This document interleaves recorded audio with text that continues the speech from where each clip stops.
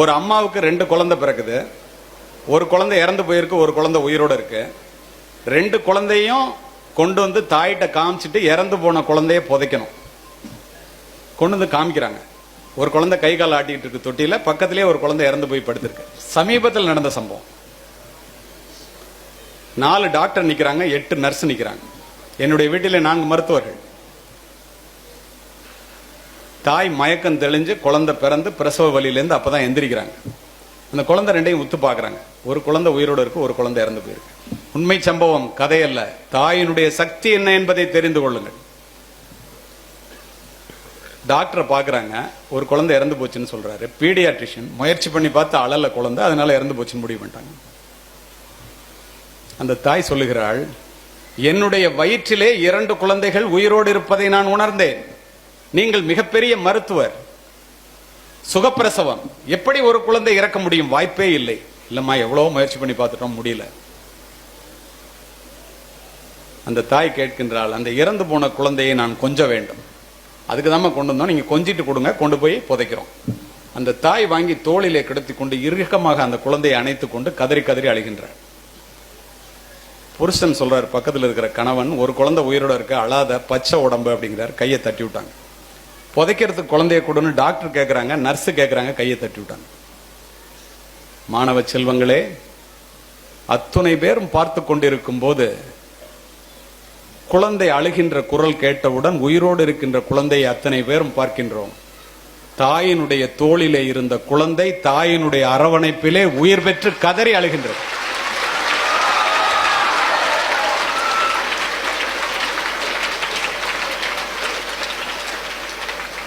மருத்துவம் தாயினுடைய அன்பிற்கு முன்னால் பொய்த்து போனது.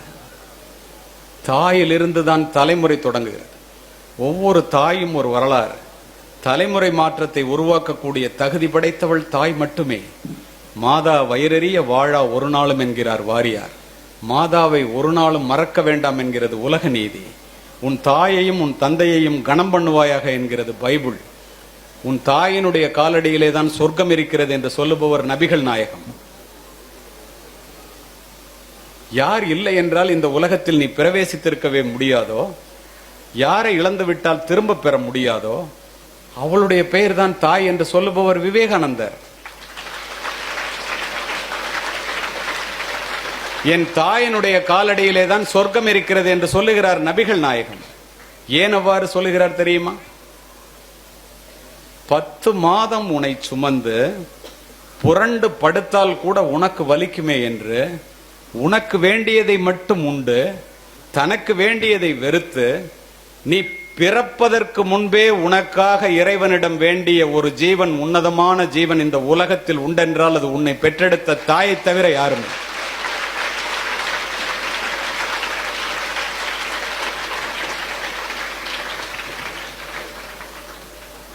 இதை ஏன் சொல்லுகிறேன் தெரியுமா? சித்திர சோலைகளாக இங்கே அமர்ந்திருக்கின்றீர்களே, உன்னை பெற்று வளர்த்து ஆளாக்குவதற்கு உன்னுடைய தாய் எத்துணை முறை ரத்தம் சிந்தினாள் என்று எத்துணை பேர் சிந்தித்து பார்க்கிறீர்கள்? யார் யாரையோ பற்றியெல்லாம் நினைத்துக் கொண்டு காலத்தை கடக்கின்ற இளைய சமுதாயமே, உன்னுடைய தாயை பற்றி நினைப்பதற்கு எவ்வளவு நேரத்தை நீ தினம் ஒதுக்குகின்றாய்? நீங்கள் சூடிடும் மணிகள் அவர்கள் வியர்வையின் துளிகள். தாயினுடைய உழைப்பிலே வளர்கிறோம், தந்தையினுடைய வியர்வையிலே உயர்கிறோம். தாய் அசல் தெய்வம், அதன் நகல் என்பேன். தெய்வத்தை நாம் நேரில் பார்த்ததில்லையே. தாயை போற்றி வீழ்ந்தவனும் இல்லை, தாயை தூற்றி வாழ்ந்தவனும் இல்லை. வளர்ந்த பிறகு நான் நான் என்று சொல்லுகின்றீர்களே, அந்த நான் என்பது யார்? என்ன யாருன்னு தெரியுமா? அம்மாட்ட.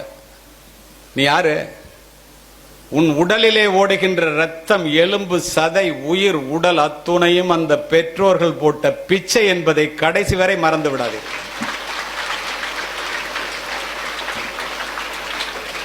ஓலை குடிசையிலே ஒழுகும் மழை நீரை குழந்தை மேல் படாமல் காப்பதற்காக ஒவ்வொரு தாயும் தன்னுடைய உடலை கூடாரமாக்குகிறாள்.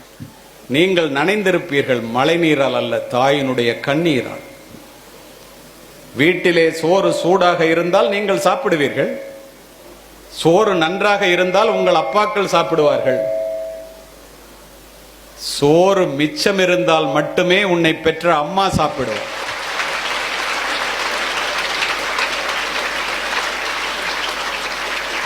நான் உலகம் முழுவதும் சென்று உரையாற்றுபவன். ஒரு மாதத்திற்கு 2 நாடுகளில் உரையாற்றுவதற்காக பயணிப்பவன். நான் பார்த்தது என்ன தெரியுமா? உலகத்திலேயே தனக்காக சொத்து சேர்க்காத அப்பாவும் தனக்காக சமைக்காத அம்மாவும் இந்தியாவை தவிர எந்த நாட்டிலும் இல்லை.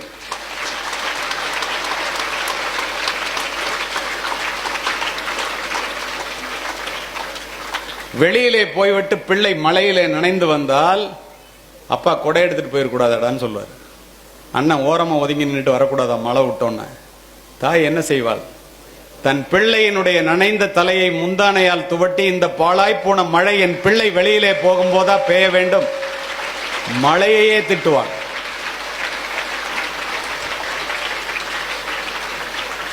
பூமிக்கு அடியிலே இருக்கின்ற நீரானது கிணற்றின் மூலம் முகம் காட்டுவதைப் போல, பசுவினுடைய உடலிலே இருக்கின்ற பாலானது மடிக்காம்பிலே சுரப்பதைப் போல, இறைவன் ஒவ்வொரு வீட்டிலும் தனித்தனியாக இருக்க முடியாது என்ற காரணத்தினால் தாயை படைத்தான். கோடிக்கணக்கான யூதர்களை கொன்று குவித்த ஹிட்லர் 2ஆம் உலகப் போருக்கு பின் தன்னைத்தானே சுட்டுக்கொண்டு தற்கொலை செய்து கொள்ள வேண்டும் என்று நினைத்த போது, மாணவ செல்வங்களே, தன் தாயினுடைய புகைப்படத்தை எடுத்து நெஞ்சிலே வைத்து மார்பிலே தழுவியபடி துப்பாக்கியால் சுட்டுக்கொண்டு இறந்து கிடந்தான். நீ உங்க அம்மா அப்பாட்ட போய் கேள, உங்க அம்மாட்ட போய் கேளு, போனோன்னு வீட்டுக்கு, அம்மா உனக்கு என்னம்மா வேணும்னு. எனக்கா? நீ நல்லா படிச்சு பெரிய ஆளானா போதுண்டா கண்ணா, அதை தவிர எனக்கு வேறு ஒன்றும் வேண்டாம் என்று ஒற்றை வார்த்தையிலே முடித்துக் கொள்வோம்.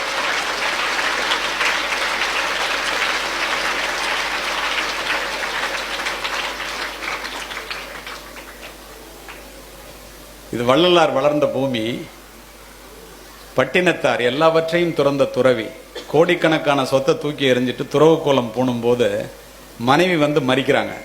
உனக்கு ஈமக்கிரியை செய்யாம நான் சாக மாட்டேம்மா, உனக்கு கண்டிப்பா நான் உனக்கு ஈமக்கிரியை செய்யாம இந்த ஊரை விட்டு போக மாட்டேன், பூம்புகார விட்டுங்கிற. அப்படியே அந்த வார்த்தையை சொல்லி முடிக்கின்றேன். நிறைய பேர் கண்ணை துடைக்கிறீங்க, நான் பாக்குறேன், நின்றுட்டு பேசுறதுல எனக்கு தெரியுது. தாயினுடைய பாசம் எல்லாருக்கும் அப்படித்தான். எது நெகிழ்வானதோ அதுவே மகிழ்வானது. தன் தாய் இறந்த செய்தியை கேட்டு சுடுகாட்டிற்கு ஓடி வந்த முற்றும் துறந்த துறவி பட்டினத்தார் தாயினுடைய உடலை பச்சை வாழை மட்டையிலே வைத்து எரித்து உருகி உருகி 10 பாடல்களை பாடினார். இதை நீங்க கேட்டீங்கன்னா, தன்னுடைய தாயை வயதான காலத்திலே முதியோர் இல்லத்திலே எவனும் சேர்க்க மாட்டான். குறிப்பாக நீங்கள் முதியோர் இல்லங்களை மூடிவிடலாம். ஏன் அப்படி சொல்றேன் தெரியுமா? இறந்து போன தாயை பார்த்து ஒரு துறவி பாடுகின்றார். உங்களுக்கு தமிழ் நன்றாக புரிகிறது. 2 திங்களாய் அங்கமெல்லாம் நொந்து பெற்று பைகளன்ற போதே பரிந்தெடுத்து செய்ய 2 கைப்புறத்திலேந்தி கனகமுளை தந்தாளை எப்பிறப்பில் காண்பேனினி. பாலூட்டி சீராட்டி வளர்த்த தாயே இறந்து போயிட்டே, உன்னை எப்படி பார்ப்பேன்? முந்தி தவம் கிடந்து 300 நாள் அளவும் அந்தி பகலாய் இறைவனை ஆதரித்து தொந்தி சரிய சுமந்து என்னை பெற்ற தாயார் தனக்கோ எரிய தளல் மூட்டுவேன். வட்டிலிலும் தொட்டிலிலும் மார்மேலும் தோல்மேலும் கட்டிலிலும் வைத்தென்னை காதலித்து சுட்ட புறகளிட்டு காப்பாற்றும் தாய்க்கோ விறகிலிட்டு தீ மூட்டுவேன். அரிசியோ நான் இடுவேன் ஆத்தாள் தனக்கு வரிசையிட்டு பார்த்து மகிழாமல். அம்மா கொஞ்சறாங்களாம் புள்ளைய. ருசியுள்ள தேனே அமிர்தமே செல்வ திரவிய பூ மானே என்று அழைத்த தாய்க்கு தாய் தலைமேல் கொள்ளிதனை வைப்பேனோ கூசாமல். முன்னை இட்டத்தை முப்புறத்திலே பின்னை இட்டத்தை தென்னிலங்கையில் அன்னை இட்டத்தை அடிவயிற்றிலே யானும் இட்டத்தை மூழ்க மூழ்கவேன்னு ஒரு துறவி இறந்து போன தாயை பார்த்து கதறினார் என்றால், உயிரோடு இருக்கின்ற தாயை நீங்கள் எப்படி பார்த்து கொள்ள வேண்டும்?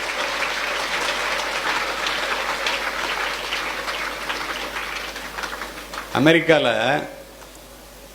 ஒரு பையன் வேலை பார்க்குறான். அவனுக்கு வீட்டில் பொண்ணு பார்க்குறாங்க. அம்மா அப்பா டீச்சர். தன்னுடைய வாழ்க்கை பூரா அவனுக்காக ஒப்படைச்சாங்க. அவன் அங்கே இன்னொரு பொண்ணை லவ் பண்ணி கல்யாணம் பண்ணுறான். சொல்லி பார்க்குறாங்க, கேட்கல. தாயிட்ட பேசுறது குறையுது, தாயை பார்க்க வர்றது குறையுது. அப்பா அந்த ஏக்கத்திலே 2 பேரும் ஆசிரியர்கள். அந்த ஏக்கத்திலே படுத்துட்டாங்க. ஒரு புள்ள பார்க்கலையேன்னு. அப்பா இறக்க போறாரு, வாடா அப்படின்னு சொல்லி கூப்பிடுறாங்க. வரல. அப்பா இறந்து போயிட்டாரு. துறவி தாயை பார்த்து என்ன பாடுபடினாருன்னு நம்ம சொன்னல. நிஜ வாழ்க்கை எப்படி இருக்கு பாருங்க. ஏன் இவ்வளவு தூரம் சொல்றேன்னு தெரிஞ்சுங்க. இத்துணை மணி நேரம் ஏன் பேசுகிறேன் என்று தெரிந்து கொள்ளுங்கள். ஒரு மாற்றத்தை உருவாக்கியே ஆக வேண்டும் என்ற ஒற்றை சிந்தனையோடு பேசிக் கொண்டிருக்கின்றேன். அமெரிக்கால இருந்து வரமாட்டேங்கிறான். அப்பா இறந்து போறாரு. படிக்க வச்ச சித்தப்பா பேசுறாரு, அப்பா இறந்து போயிட்டாரா, கொல்லி வைக்கிறதுக்கு வாடா. துறவிகளே வந்து கொல்லி வைக்கிறாங்க. 4 நாள் பாடியை வைங்க வர்றாங்க. 4 நாள் கழிச்சு வர்றான். அப்பா உயிரோட பார்க்கலன்னு அம்மாவுக்கு கோவம், பேசல, போய் கொல்லி வைக்கிறான். 4 கோடி ரூபாய் பொறுமானம் உள்ள வீடு. அங்கிருந்து வந்தோன்னே தாய் பேசாம இருக்காங்க. அம்மாட்ட சொல்றான், நீ இன்னும் இங்க தனியா இருக்க வேண்டாமா, அப்பா இறந்து போயிட்டாரு. அந்த பேதை மனம், அந்த தாய் நினைக்கின்றால் நம்மளை அமெரிக்காவுக்கு அழைச்சிட்டு போயிடுறான், பிள்ளைகள் எல்லாம் பார்க்கலாம், பேர பிள்ளைய பார்க்கலாம், அமெரிக்காவை பார்க்கலான்னு. இவன் சொல்றான், 4 கோடி ரூபாய்க்கு வீட்டை வித்துட்டேன், அதனால நீ வீட்டில் இருக்க முடியாது, உன்னை முதியோர் இல்லத்துல விட்டுட்டு போறேங்க.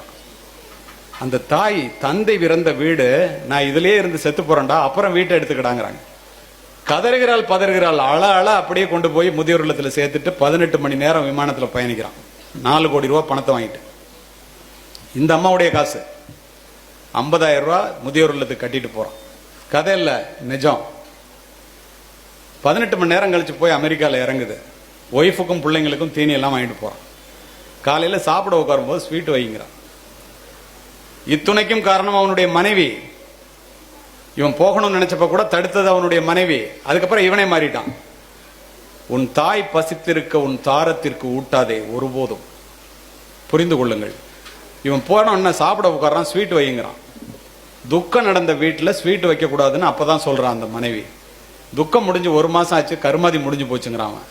அவ சொல்றா, துக்கம் முடிஞ்சு 24 மணி நேரம் கூட ஆகல, நீ விமானத்துல வரும்போதே உங்க அம்மா இறந்து போயிட்டாங்க முதியோர் இல்லத்துலங்கிறான். இதுக்காகவா உங்களை படிக்க வைக்கிறாங்க? இதுக்காகவா திங்கிறதுக்கு சோறு கூட இல்லாம உங்களை எல்லாம் வளர்க்குறாங்க?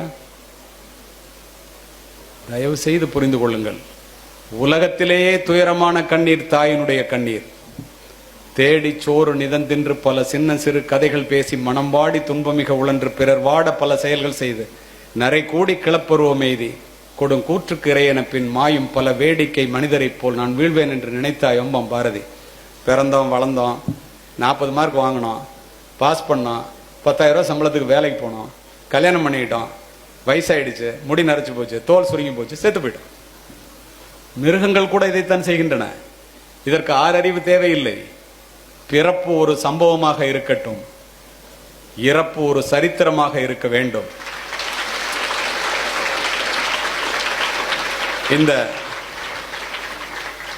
7th டே ஈடன் பள்ளியானது ஆள்போல் தலைத்த அருகுபோல் வேரூன்றி நலமுடனே முன்னேற ஞானமுடன் மாணவர்கள், மாணவிகள், பெற்றோர்கள், ஆசிரியர்கள், நிர்வாகம் அத்துணை பேரும் சிந்திக்க வேண்டும். மிகப்பெரிய மாற்றம் நிகழ்ந்தே தீரும். இத்துணை மணி நேரம் அமைதி காத்த அத்துணை நல்ல உள்ளங்களுக்கும் வாய்ப்பு கொடுத்த நிர்வாகத்திற்கும் நன்றி, வணக்கம்.